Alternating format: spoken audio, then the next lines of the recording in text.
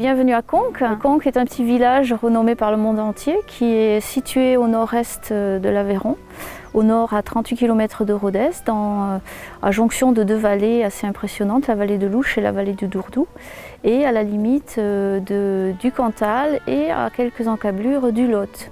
Donc un petit point stratégique qu'on le verra dans l'histoire, et aussi un point de rencontre puisqu'on est sur le chemin de Saint-Jacques de Compostelle.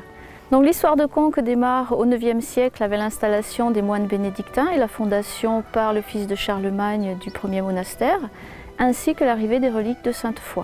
À partir du Xe siècle va se développer un grand centre de pèlerinage, d'où la construction d'une abbatiale suffisamment grande pour accueillir les foules immenses qui viennent vénérer Sainte-Foy.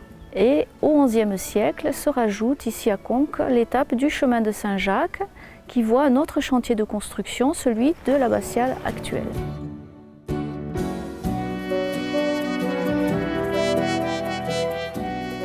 Conques est connu dans le monde entier pour son trésor millénaire, dont la majesté de Sainte-Foy est la pièce maîtresse, mais il est également connu pour un autre trésor contemporain, celui des vitraux de Pierre Soulages qui ornent l'abbatiale Sainte-Foy de Conques.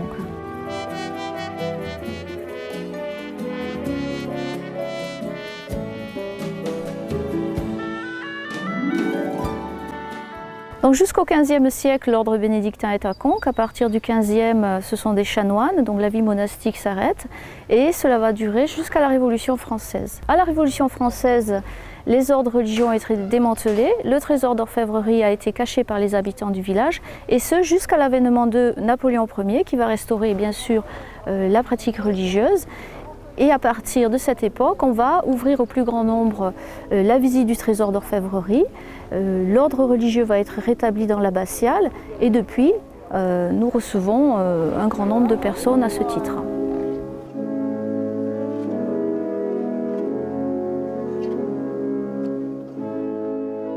Donc aujourd'hui, le village est classé en tant que patrimoine mondial de l'UNESCO au titre des chemins de Saint-Jacques pour l'abbatiale et le pont des pèlerins, ainsi que depuis 2009, nous sommes également grand site Midi-Pyrénées et depuis de nombreuses années, plus beau village de France en Aveyron. À ce titre, nous recevons à la fois donc, des visiteurs qui viennent visiter le site roman et des pèlerins qui font le transit le long du chemin de Saint-Jacques de Compostelle et qui font étape à Conques. Conques, c'est d'abord son cadre naturel, ensuite son patrimoine roman, puisqu'on est en joyau de l'architecture romane et de la sculpture romane, avec le tympan du jugement dernier et les chapiteaux romans. On a également un village médiéval, de type médiéval, qui s'est greffé autour de cette abbatiale, et on est aussi à plusieurs titres au niveau des activités sportives, un haut lieu pour la randonnée pédestre et le canoë-kayak à courte distance de Conques. We're from California. From California. And we're loving France. It is very nice. A great adventure. Okay.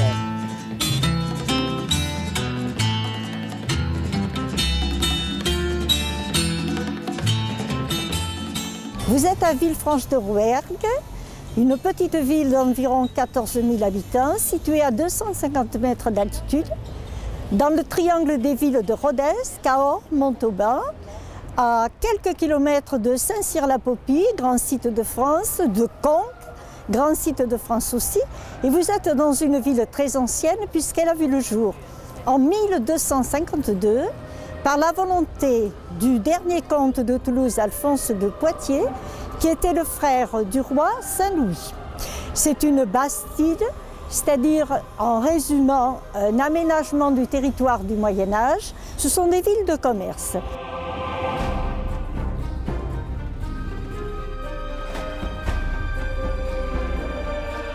Nous avons un patrimoine du XIVe, du XVe, du XVIe, du XVIIe siècle, ce qui est assez extraordinaire. Il y a la collégiale qui a été construite sur à peu près 300 ans, la place Notre-Dame, tout à fait caractéristique des places des Bastides. Ensuite, la chapelle des Pénitents noirs, qui est une chapelle baroque du XVIe siècle.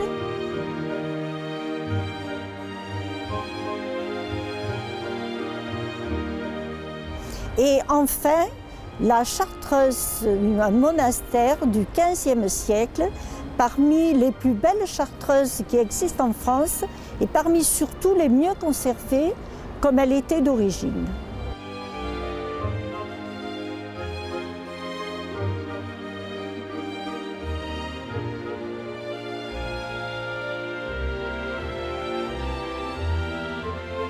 L'Aveyron, qui est une rivière qui a donné le nom au département, traverse la ville de Villefranche et nous sommes actuellement sur le pont des Consuls, le plus vieux monument de Villefranche puisqu'il a vu le jour au début du XIVe siècle.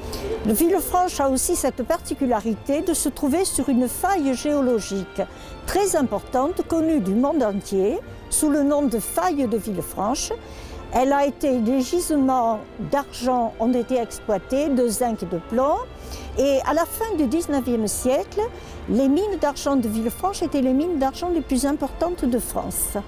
Et nous avons preuve de cette richesse marchande du Moyen-Âge, le monastère de la Chartreuse qui a été fait grâce à la fortune d'un riche marchand négociant de tissus, puisque le commerce de tissus, le commerce aussi d'épices était très important au Moyen-Âge dans une ville qui était une ville très commerçante.